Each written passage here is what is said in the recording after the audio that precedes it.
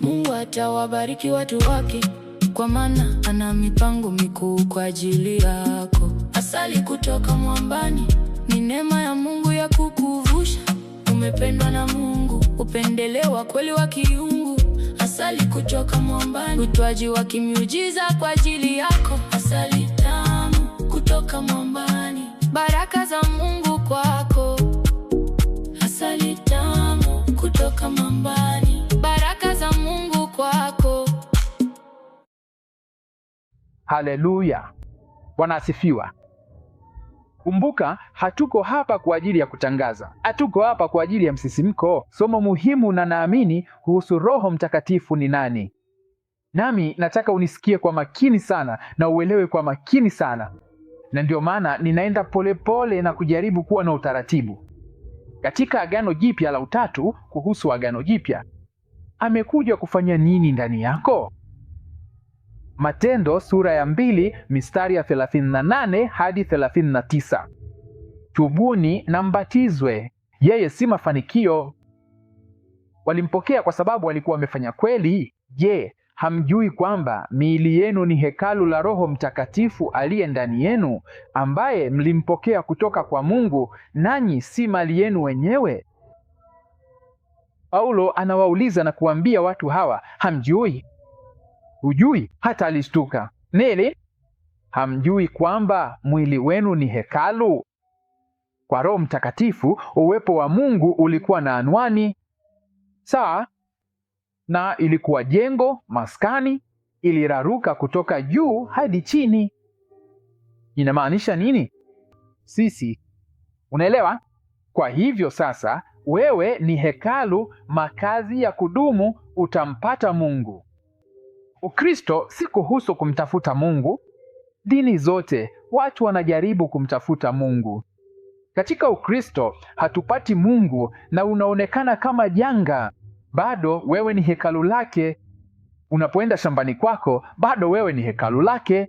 Unapoenda ofisini kwako, bado wewe ni hekalu lake. Hata asubuhi unapohisi si wewe mwenyewe, bado wewe ni hekalu lake. Hata wakati mwingine unapozungumza kama upaswi kuzungumza, bado wewe ni hekalu lake. Lakini Roho hutoa uzima. Acha nikuonyeshe tofauti kati ya sheria na Roho, kwa sababu waumini wengi bado wanaishi chini ya sheria bila kujua. Fanya hivyo. Ndiyo maana Paulo alisema sheria huua nguvu. Sawa? Kwamba Mungu yuko upande wako, si dhidi yako. Roho ya upande wa kuwasihi. Roho anayekufanya ulie Aba, Baba.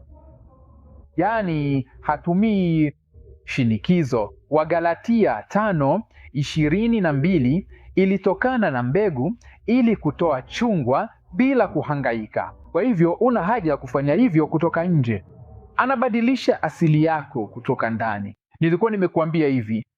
Kwa hivyo unapoelewa wewe ni nani katika Kristo, unaanza kutaka kile Mungu anachotaka. Ndio maana wakati mwingine unapata hamu yako ya kula. Una tunda la uzima katika Roho, si matokeo. Shinikizo kutoka kwa dini.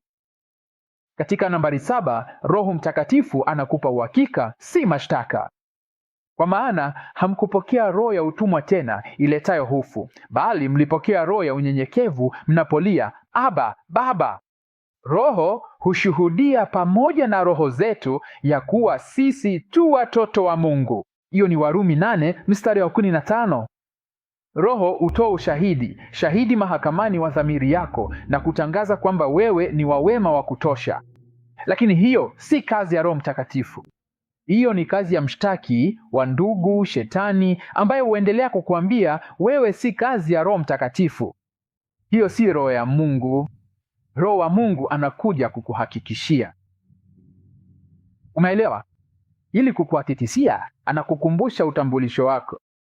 Ananong'oneza ndani ya roho yako ukweli kwamba Baba amekukumbatia ndani ya Kristo, si wewe mwenyewe. Na hivyo unapokuja kuomba, huji kama muombaji ukitarajia kupata nafasi ya kusikilizwa, ukitarajia kupata nafasi mbele ya Mungu asiye na hamu. Roho wa Mungu yuko ndani yako. Haji kutoka mahali popote, hachungulii mlangoni akisubiri muziki uwe sawa. Roho wa Mungu anakaa ndani yako. Kwa hiyo unapomkaribia Mungu, usimkaribie kama mwombaji anayetafuta nafasi ya kusikilizwa. Unakuja kama mwana, kama binti, kwa ujasiri na uhakika, kwa sababu Roho amethibitisha kuwa wewe ni wa Mungu. Kwa hiyo huombi kama mgeni, ukitumaini Mungu atasikiliza. Unaomba kama mtoto, ukijua Baba anasikia. Ndio maana Yesu alikuwa akiomba na kusema mambo kama, Baba, najua unanisikia siku zote. Wewe pia unapoenda mbele za Mungu, Mungu, nisikie leo tafadhali, najua siku zingine usikii. Miujiza, ndimi zinaanguka zikipiga kelele, na mimi sipingi mambo haya. Tafadhali kumbuka, kama vile maombi, mimi sipingi mambo haya, siyapuuzi. Lakini kama hayo ndiyo yote unayoyajua kuhusu Roho Mtakatifu, una picha ndogo sana ya utu mkuu. Roho Mtakatifu pia hufanya kazi kwa njia tulivu na zenye kina, na yeye huangazia maandiko ili yale yaliyokuwa maneno kwenye ukurasa yawe nuru hai katika ufahamu wako. Yeye ndiye anayefanya maandiko yaanze kubadilika, na kisha unaona na unasema, wow, sijawahi kuona hilo. Sawa, hiyo ndiyo kazi yake. Mungu anataka uwe mtoto wa Mungu mwenye hekima. Anaifanya upya akili siku baada ya siku, akibadilisha mawazo potofu na ukweli wa Mungu. Sawa, anatoa hekima katika maamuzi ya kawaida, kazini, katika mahusiano, katika maisha ya kila siku. Na anakuza upendo ndani yako, si wa kutengenezwa, si wa kulazimishwa, lakini upendo wa kweli unaofurika. Na anakuhukumu, si kwa hukumu inayokuponda, bali kwa kweli inayorekebisha na kurudisha. Kwa hivyo, ushahidi mkubwa zaidi wa kazi ya Roho si kelele, sio mchezo wa kuigiza. Ushahidi mkubwa zaidi wa kazi ya Roho ni Kristo kuumbika ndani yako. Kristo kuumbika ndani yako. Lengo la Roho Mtakatifu si kukufanya uonekane wa kuvutia zaidi, ni kukufanya uwe zaidi kama Yesu. Kwa hiyo kama unafikiria kwamba nataka, ndiyo. Sasa tunawezaje kulifanya hili kwa vitendo? Kulifanya kwa vitendo, jifunze kumtegemea wakati mambo ni magumu. Sawa, yeye ni rafiki yako wa kila siku. Jifunze kumtambua asubuhi, katika maamuzi, katika nyakati za utulivu. Roho Mtakatifu. Na unaweza kuomba mambo kama, Roho Mtakatifu, niongoze leo. Niongoze leo, Roho Mtakatifu. Acha kujaribu kuishi maisha ya Kikristo kwa juhudi zako mwenyewe. Kujitoa na kuaminiana. Maisha ya Kikristo ni maisha yanayoongozwa na Roho. Na nambari 4, tembea katika amani ya uwana. Tembea katika amani ya uwana, si katika wasiwasi wa utumwa. Sawa, si wasiwasi wa utumwa. Tulia hili leo. Mungu ndiye baba yako. We ni mtoto wake. Roho imethibitisha hilo. Haupo kwenye kipindi cha majaribio. Unakosa hata moja kutoka kwa kukataliwa.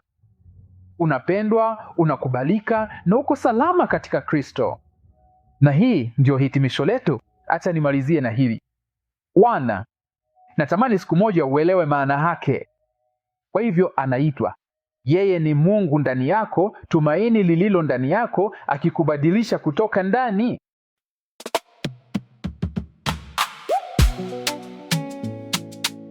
Huduma ya asali kutoka mwambani. Sisi ni kanisa linalomweka Kristo katikati.